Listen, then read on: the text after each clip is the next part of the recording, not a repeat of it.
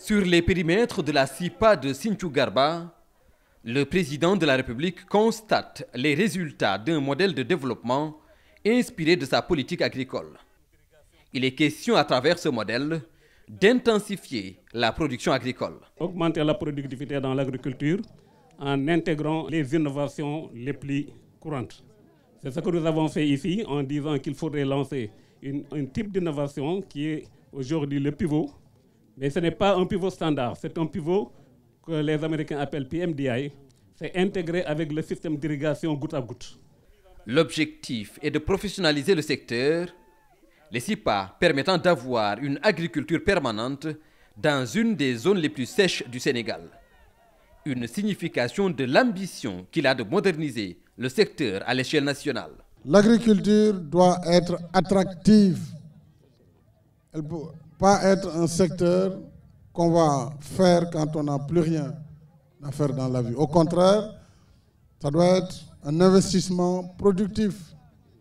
Et la jeunesse, à travers les technologies nouvelles, telles que vous l'appliquez aujourd'hui dans les CIPA et dans les domaines agricoles communautaires, va attirer non seulement des cadres formés, des agronomes, des techniciens supérieurs, des financiers, des opérateurs, mais va créer toute une chaîne de valeur entre les producteurs, les transformateurs et les commerçants.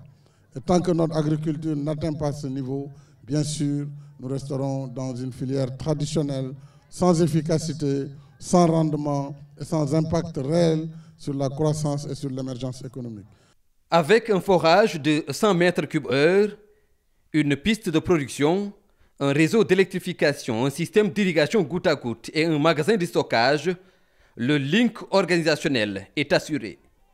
En amont, il y a les opérateurs économiques et en aval, les partenaires commerciaux. Nous pouvons donc faire un module de 40 hectares en moyenne qui permet de faire travailler 100 à 150 jeunes.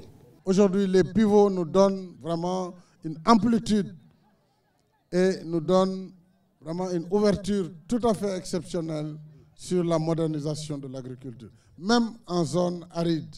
Parce que comme vous le dites, il suffit de pomper sur la nappe maastrichtienne, d'envoyer l'eau dans le pivot et de contrôler la culture en toute saison. La production est déjà vendue.